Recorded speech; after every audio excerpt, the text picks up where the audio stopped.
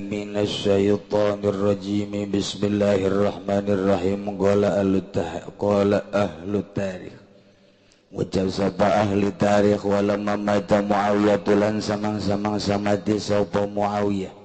Wa afdad lan rus apa al khilafatu khilafah ila Yazid maring Yazid waladihi tegese anake Muawiyah. Wa dzalika lan utawi mangkono-mangkono wadzalika lan utawi mangkono-mangkono wadzalika lan utawi mangkono-mangkono afdad al khilafah iku fi sanati sitina teteping dalam tahun 60 wa waradat bay'atuhu lan tumaga apa bai'atin khilafah anal walid ingat Walid ibn Utsbah bil Madinah ing dalam negeri Madinah liyakhudhal bai'ata ala ahliha dari penyentang alaf ya Walid ing beat ing atas ahli Madinah arsala kang utus ya Yazid ilal Husain ibn Ali maring Husain kang petang Ali wa ila Abdullah bin Zubair lan maring Abdullah bin Zubair lailan dalam mengi fata maka teka ya Walid bihuma kalawan karuna Husain dan Abdullah faqala maka ngucap ya Walid bay'a beat sirakaro faqala maka ngucap ya Husain dan Abdullah la nubay'u lailan warana beat insum sadaya lailan ing dalam mengi au qala sirra atau ngucap ya Walid sirra itu gambarkan sira karawan lakin lan nubayulan tetap insum sadaya ikun beat insum sadaya larusin las ing atas pirang-pirang payunan manusia idza asbahna tatkala subuh insum sadaya faraja maka babalik ya karana maka balik ya Husain dan Abdullah ila buyutihim maring pirang-pirang ummah ya Husain lan Abdullah Akhrajalan metu ya karana Husain dan Abdullah min ahliha min ahli masaking ahline karana Husain dan Abdullah ila Makkah tamaring Makkah wa dzalika lailatul ahad lan utai mangkono-mangkono wa dzalika lan utai mangkono-mangkono raja ruju iku lailatul ahad wengian ahad lailataini baqiyata kada ngerakan maksya karena lailataini min rajab saking rajab fa aqamal Husain maka natabazza Husain di Makkah ing dalam Makkah Syaban wa Ramadan ing Syaban dan Ramadan wa Syawalan ing Syawal wa Dzulqa'dah kharajalan metu ya Husain yaum tarwiyah ing dalam dina tarwiyah yuridu ala ngarapakeun ya Husain al-Kufah ing Kufah bangsa Abdullah naka ngutus sapa Abdullah bin Ziyad khailan ing kuda lebak talil Husain kadua nikah khailan ing tentara berkuda lebak talil Husain kadua ngabunuh sina Husain wa amara alaihim umaralan marantah ya Abdullah alaihim ing atase itu ing atase ahlu umara ing Umar ibna Sa'ad ing ibna Sa'ad wa amara lan ngadadikeun amir ya Abdullah itu alaihim ing atase ahli Kufah ing atase ahli Kufah ing Umar bin Sa'ad bin Abi Waqqas fadraka maka nemu ya Umaru ing Husain di Karbala ing dalam tanah Karbala wagila ia menyeritakan pembunuhan tentang Sayyidina Husain cucu daripada Kangjeng Nabi Muhammad sallallahu alaihi wasallam kakasetan ayat di Sayyidina Husain kagagahan ayat di Sayyidina Husain zahir jeung batin aya di Sayyidina Husain ilmu zahirna luar biasa ilmu batinna luar biasa taya Sayyidina Husain lamun Sayyidina Husain lungsur ka pelemburan dihormatna luar biasa seakan-akan sumping kangjeng bahkan temenang waka indit lamun Sayyidina Husain can ditikahkeun jeung urang dinya awewe antri nu hayang ditikah ku Sayyidina Husain teh kajeun asa peuting ge masalah itu ka Sayyidina Husain mah ku kasep-kasepna jeung ku geus hese bae tuh jadi tahu cucu Kangjeng Nabi atuh dikitu-kitu ge pantes bae ai urang mah hayang kawin ge hese jadi sebaliknya Sayyidina Husain atuh endeu kumaha babarida urang mah kasep eueuh gagah eueuh ditanyakeun boga naon endahan hutang nu nolol atuh marmu tapi Sayyidina Husain mah masyaallah sifatan-sifatan Kangjeng Nabi teh aya di Sayyidina Husain. Ya Allah ya Rabbi, geus teu mislik. Lamun Sayyidina Husain nyaritakeun soal agama, manut. Lamun Sayyidina Husain nyaritakeun soal dunia, istimewa luar biasa. Sehingga kunjungan ka mana bae ge awewe teh antri hayang dikawin. Mentak sering kawinna Sayyidina Husain. Meujeun atuh jak kasep aya dinya pinter aya dinya turunan aya dinya atuh. Ai urang mah kuari deuk nyandung riweuh. Riweuh. Geus nyieun kokoprak 5 nu kolot. Asal aya bae geus dipalengpeng teh ku kokoprok. Eleh bae kotok. Nah eta tah Sayyidina Husain teh kos kitu masyaallah. Nah, kabelah dieuna tetep bae Sayyidina Husain teh henteu meunang jadi pamimpin. Lantaran kepemimpinan harita dicekel ku Sayyidina Muawiyah. Mentak Sayyidina Muawiyah terus jeung Sayyidina Husain. Padahal Sayyidina Muawiyah mah ieu adalah melaksanakan perintah ti Kangjeng Nabi. Pan Sayyidina Muawiyah mah sahabat. Aya wasiat ti Kangjeng Nabi, mantak nyana teger, sajen teuing incu tetep bae, nyana melaksanakan sejujur-jujurnya jeung seadil-adilna. Mantak peperangan Sayyidina Husain jeung Sayyidina Muawiyah, termasuk Siti Fatimah jeung Sayyidina Ali teu meunang diperbesar. Lantaran beusi salah tanggap, dianggap nyana teh memperjuangkeun dunia, padahal mah kabeh ge ijtihad. Mantak carang kiai nu ngadongengkeun peperangan Siti Fatimah jeung Sayyidina Ali carang. Kitu keneh Sayyidina Husain jeung Sayyidina Muawiyah carang. Keun mah teu nyaraho carang deui. Akhirna mah teu bae. Tapi di zaman Gus Dur, di zaman kepemimpinan Gus Dur dibuka soal peperangan Sayyidina Husain jeung Sayyidina Muawiyah. Dikorankeun, dimajalahkeun di zaman Gus Dur mah. Kemudian dicaritakeun di berbagai media, kadang Gus Durna nyaritakeun.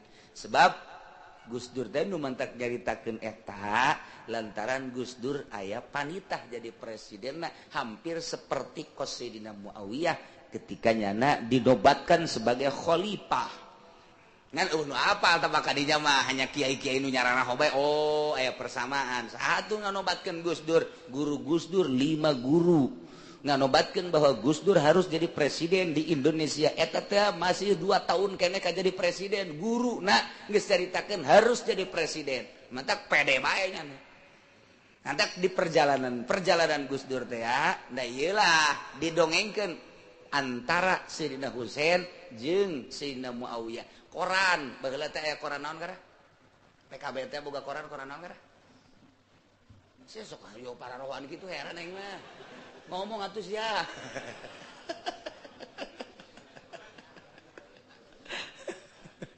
Tata dihandapna aya di media cete naon kitu ngaran elektronik tiap subuh nyaritakeun kitu cenah tapi kula ge.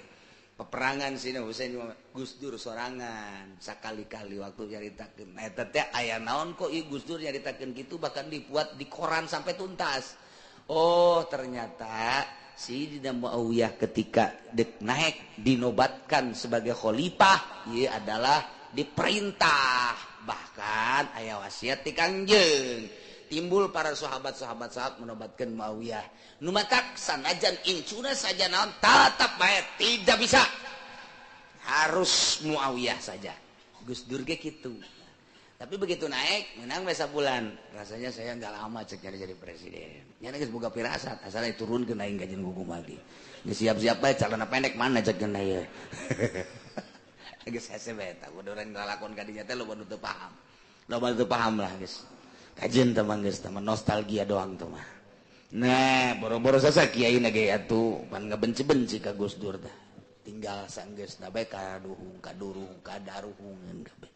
Nah, gua licik ahli tarikh. Walamma mata Muawiyah barang Sayyidina Muawiyah terus wa afdatil khilafah ila Yazid waladihi diteruskeun ka khilafahan teh ku nu ngaran Yazid putra daripada Muawiyah. Jadi henteu ka Sayyidina Husain deui bae. Makin menjadi-jadi Sayyidina Husain teh. Sedangkan Sayyidina Husain teh keur digemari di masyarakat. lumpat ke mana bae lempang ke mana bae ngan teu disusuhun doang Sidina Husain teh keur mejena luar biasa satu suara Sidina Husain tapi Muawiyah Sidina Muawiyah teh ieu kudu dilanjutkeun ku anak nu ngaran Yazid sehingga Yazid dinobatkan sebagai khalifah deui bae jujur kabeh ge unun teh jujur Muawiyah jujur Yazid jujur luar biasa ieu mah lain salengan ieu teh keur ijtihad dina soal kekhalifahan kekhilafahan langsung Yazid putra daripada Muawiyah naik tahta sebagai khalifah eta teh tahun 60 Hijriah tahun 60 Hijriah tak kejadian kos kitu teh haneut keneh masa teh masa atuh Muawiyah Sayyidina Muawiyah teh sahabat berarti ka anak zaman tabi'in. Nah gitulah wa waradat bai'atuhu 'alal Walid ibnu Utsbah bil Madinah. Seorang tokoh di Madinah Walid bin Utsbah dibeat supaya mengatur strategi tentang kekhalifahan melanjutkan Sayyidina Muawiyah yang sekarang dipegang oleh Yazid supaya mengambil beat-beat terhadap ahli Madinah. Walid diangkat sebagai gubernur Madinah supaya ngerekrut seluruh ahli Madinah beat dengan kekhalifahan Yazid dikumpulkan ku Walid sebagai gubernur Madinah. Wahai ahli Madinah, tidak ada dua khalifah sekarang adalah Yazid putra daripada Muawiyah sedangkan didinya aya Sayyidina Husain di Madinah sedangkan Sayyidina Husain teh ieu teh ku sebagian masyarakat titah jadi khalifah. Pantas amat khalifah teh lamun dicekal ku Sayyidina Husain sebab Sayyidina Husain cucu daripada Kangjeng Nabi putrana gaduh punah gitu ngaranna kitu Siti Fatimah kemudian gaduh putri Siti Fatimah minantuna Sayyidina Ali boga anak Sayyidina Hasan jeung Husain eta teh haneut jasa masyarakat kabeh setuju lamun Sayyidina Husain jadi khalifah dunia bentrokan teh Sayyidina Yazid yang gubernur Walid supaya beat seluruh ahli Madinah menyatakan khalifah adalah Yazid bin Muawiyah didinya aya Sayyidina Husain masyarakat bingung kabeh ge ningali ka Yazid ieu adalah putra Muawiyah sedangkan Muawiyah pejuang daripada kitu keluhuran Islam di zaman Kangjeng Rasul sahabat Sayyidina Muawiyah teh kalang dada Kangjeng Nabi ningali ke Sayyidina Husain teh pan cucu daripada Kangjeng Nabi pabelit sakumaha dek calon WH jeung atut ribut kiai jeung kiai mana euy nu mere duit tolol ka kiai ribut dikumpulkeun di Cisoka antri kiai teu salat asar ngan 100.000 dikumpulkeun di mana deui kana kamari kumpul di mana kan sia meureunnya aduh lurah direkrut kabeh ku atut ngababagi duit mending mun gede-gede na 300.000 100.000 aya deui kajadian poe Jumat deui poe Jumat ieu mah ieu poe Jumat telat atutna datangna eta ustad jeung kiai teh Jumat tolol ngadaguan 300.000 masyaallah riweuh ai baheula mah lain kos kitu nyaritakeun teh ieu cucu Kangjeng ieu putra daripada sahabat sedangkan ieu kekhalifahan teh geus diturunkeun ka putra Yazid ngaranna bahkan geus dinobatkan unggal negara Irak ieu kapan di Irak ieu teh kerajaanna di Irak di Kufah ieu teh lain lalagaan mantak Irak mah sangat bersejarah barat teh ningali terus perkembangan Irak lantaran didinya aslina perkembangan Islam teh di Irak bahkan kitab-kitab Islam anu geus terjemahkan ku cendekiawan Islam pernah diboyong ku orang barat dipiceun ka Sungai Tigris jahatna orang barat teh kos tapi tetep mah Islam tetep maju bae tumbuh deui mujtahid teu pernah kaseepkeun bekal Islam teh keluar dari Imam Syafi'i, Imam Malik, Imam Hanafi, bahasa eta timbul dari Imam Ghazali, Imam Kusari timbul dari datang ke akhir zaman Syekh Nawawi Tanara masih kena nyatetan kitab-kitab suci Al-Qur'anul Karim. bingungan nu mantake bingungan barat ya di Banten aya nu bisaeun di Banten batak nyana ka dieu survei ka Banten coba neuleuh barang di Banten waduh acak-acakan imahna ge di Banten tapi mampuhun mendunia 113 kitab diakui internasional dibaca di Belanda kitab-kitab Syekh Nawawi teh waduh ieu Nawawi Al-Bantali Al-Kronjoyi ieu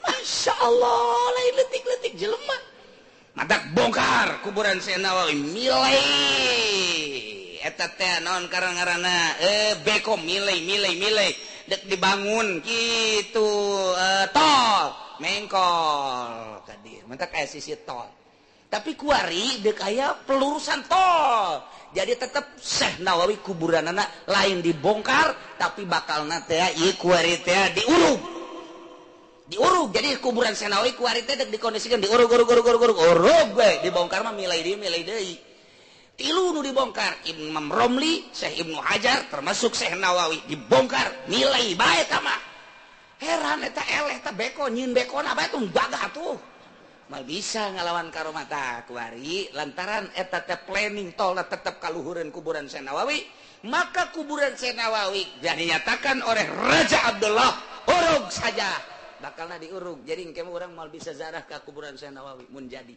tahun ieu bakalna jadi urug aing mah sararieun beusi raragagan bae mobil kadinya gelenyeng bar hese eta kos kitu Masya Allah sedangkan geus ditandatangani ku presiden ku raja hari teh kula keur aya di dinya set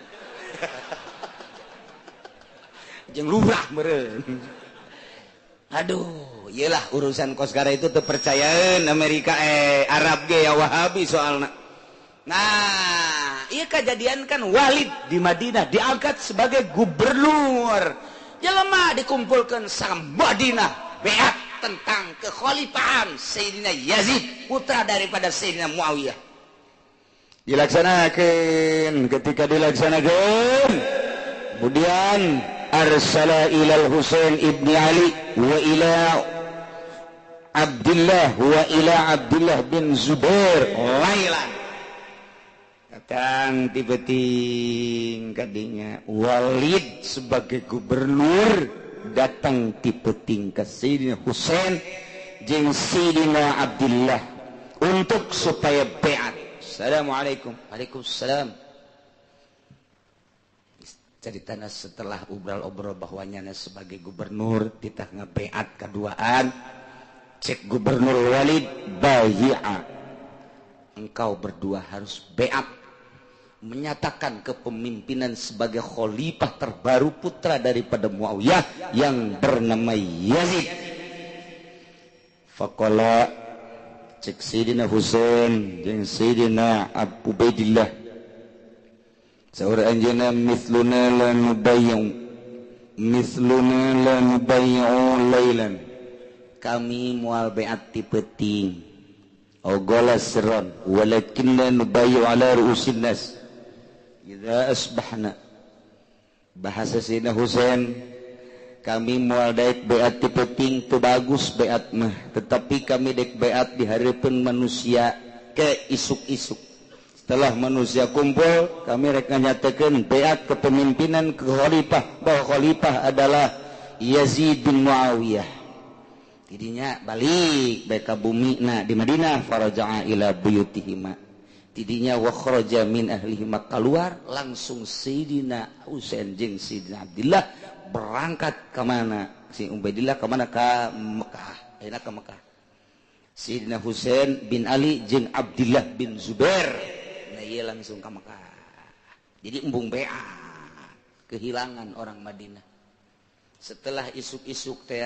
nu diharapkeun bakal beat ternyata teu aya wah Madinah luar biasa kacau balau kehilangan tokoh cucu daripada Kangjeng Nabi wah hampir pembunuhan saat eta ge ngan diredam-redam deui ku para sahabat ku para tabiin kela kumaha duduk permasalahanana kela wah kacau nu pohara luar biasa sebab sebagian menghendaki kepemimpinan Husain cucu daripada Kangjeng sebagian lantaran geus ieu mah Yazid mah dinobatkan sebagai khalifah ya manut mau tidak mau sebab geus berjalan. Iyalah kacau anu luar biasa. Ternyata Sayyidina Husain jeung Abdullah bin Zubair berangkat ke Mekah. Wa dzalika Lailatul Ahad. Eta adalah malam Minggu. Lilailataini baqiyatan min Rajab. Tinggal 2 poe deui bulan Rajab. Jadi bulan Rajab tanggal 28 malam Minggu berangkatlah Sayyidina Husain jeung Abdullah ke Mekah. Faqama al-Husain di Mekah Sa'ban, bulan Ramadan, bulan Syawal, bulan Zulqa'dah, 4 bulan. Rajab beak berarti kan tanggal 28 Rajab. Mantas Rajab bulan urang mah Rewah, puasa, Syawal, hapit 4 bulan tadi Mekah teh. Wah, urang Mekah betapa luar biasa kedatangan Sayyidina Husain. Disambut penuh, bahkan di Mekah ge di Mekah geus bae nu jadi khalifah untuk dunia pan ieu mah dunia. Geus bae Sayyidina Husain. Wah, beh setuju deui. Mana teuing mun diperangkeun antara Madinah jeung Mekah. Mana teuing mun diperangkeun antara Mekah, Madinah jeung Irak. Luar biasa. Sedangkan di Irak bagi 2 deui antara Sayyidina Husain jeung Sayyidina Muawiyah atau Yazid.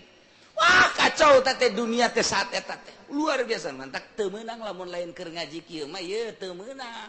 Dijelaskeun peperangan antara Fatimah jeung Sayyidina Ali, antara Sayyidina Husain jeung Yazid. Ulah, ieu mah keur ngaetakeun lamun urang teu dicaritakeun pan teu nyaho urang ge. Ieu mah sampe nyaho bae heulana. Engke datang ka imah mah geus lah ulah diberitakeun poho deui ieu kajian kumaha ge. Teu kudu dipanjang-panjang ge poho sorangan geus pokona we. Ieu mah asal nyaho bae heulana.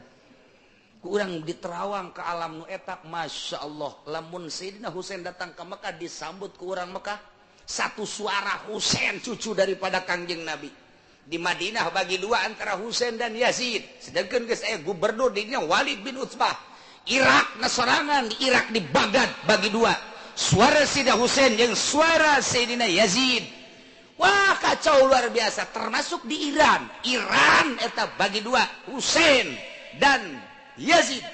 Jadi suaranya belah. Ai ka dieu ka cucu Kangjeng Nabi, ai ka dieu mah lantaran geus berjalan ke pemerintahan di bawah pimpinan Muawiyah. Lantaran geus ngeunaheun jujur jeung adil di bawah kepimpinan Muawiyah, sedangkan boga anak Yazid. Yazid teh terkenal jujur jeung adilna, gelok jelema ka Yazid. Tetapi pan ieu cucu Kangjeng, matak naon mun dajerekeun khalifah betapa pantesna. Kemuliaan ayah di Sayyidina Husain kapinteran zahir jeung batin waliun min auliyaillah cucu Kangjeng. Anu pernah ngadengekeun suaranya na teh suara gaib Sayyidina Husain. Lamun nyana nyaritakeun di gunung tuh aya penjahat. Coba teang ka ditu, cek Sayyidina Husain. Gunung aya penjahat, teang ka ditu, ternyata bener.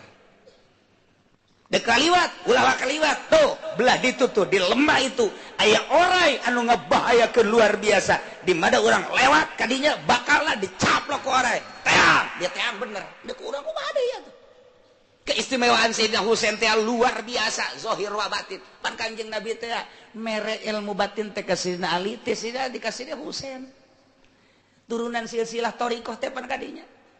Sayyidina Kangjeng Nabi ti Gusti Allah ka malaikat Jibril, ti malaikat Jibril ka Kangjeng Nabi, ti Kangjeng Nabi ka Sayyidina Ali. Ti Sayyidina Ali teh pan ka Sayyidina Husain, thariqah teh kabeh dunia datang ka kuari ge.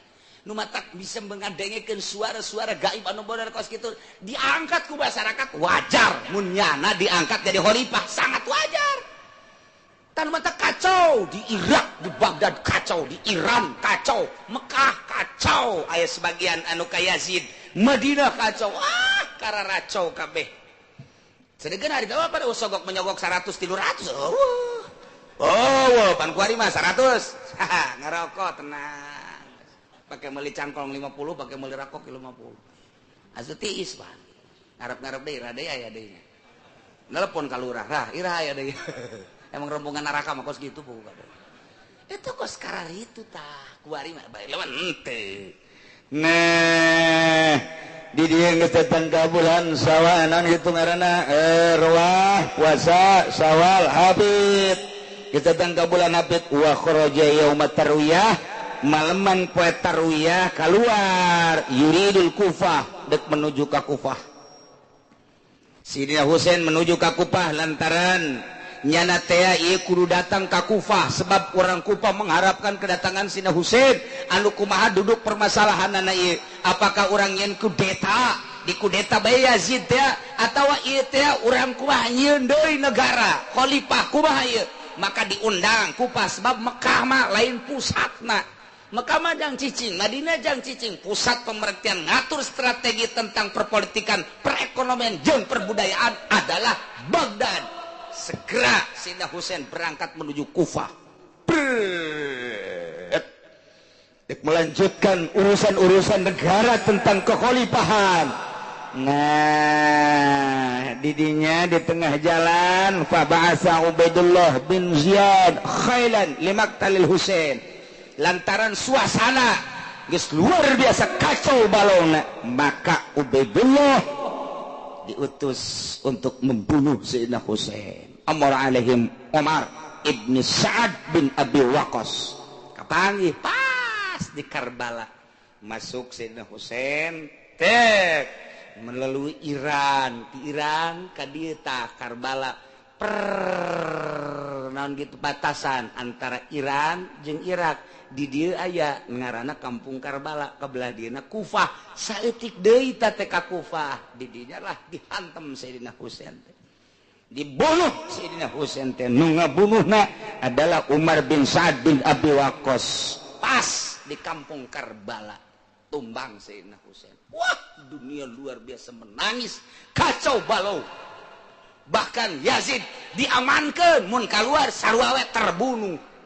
Nah, nu mantak diulahkeun ieu dicaritakeun. Berarti kan urusan kepemerintahan tiba heula cacak-cacak incu Kangjeng Nabi geus membawa seperti eta suasana teh. Yazid mun teu diamankeun terbunuh, berarti pembunuhan tentang kekhalifahan, tentang kerajaan, tentang kepemimpinan lain ti kuari. Baheula ge sarua bae ngan motifna nu kudu dibaca. Baheula mah ijtihad, nu kuari mah dunia.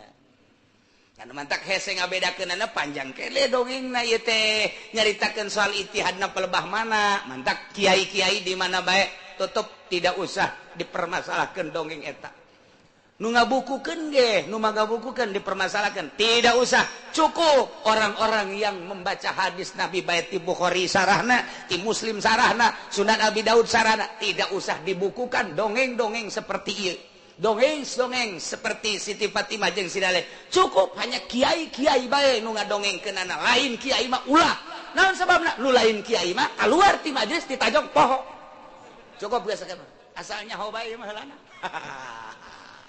belajar coba ke minggu hareup mun ditanyaan deui saurang kamari dongeng naon naonnya janunya ho mah ada perebut duit bae 300.000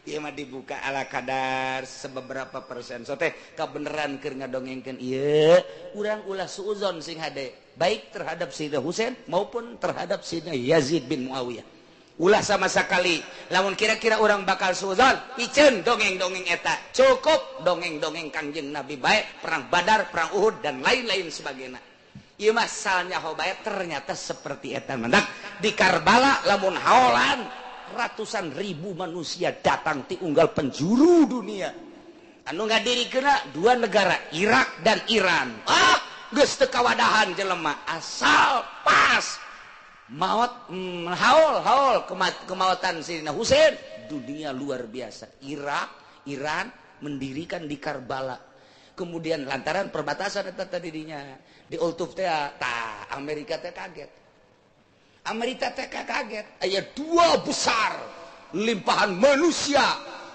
limpah ruah manusia hiji Mekah eta mah geus dicaritakeun deui tah mah wajib nu kadua Karbala bingungin Amerika ge ieu terhadap cucu Kangjeng Nabi luar biasa geus hese nyaritakeunana dunia kabeh tumplak kadinya ngan Indonesia doang teu nyaho dongeng nu mantak ketika disorot di televisi ya eta sih keur naraon dirinya nya Karbala we teh nyaho tuh tuh nu ngadongengkeun jeung teu nyaho tah kuari mah geus asal tek pe Karbala haul Sayyidina Husain geus bae kos kitu tah mudah-mudahan urang kabehan kasorot ku sinar Gusti Allah Subhanahu wa taala yana menang hidayah cinta bener ka Kangjeng Nabi Muhammad cinta katurunan Kangjeng Nabi Muhammad terutama cinta urang ka Sayyidina Husain oge ka zuriat Kangjeng Nabi mudah-mudahan urang engke aya di bawah bendera para zuriat Kangjeng Nabi, di bawah bendera Kangjeng Nabi Muhammad sallallahu alaihi wasallam. Wallahu a'lam.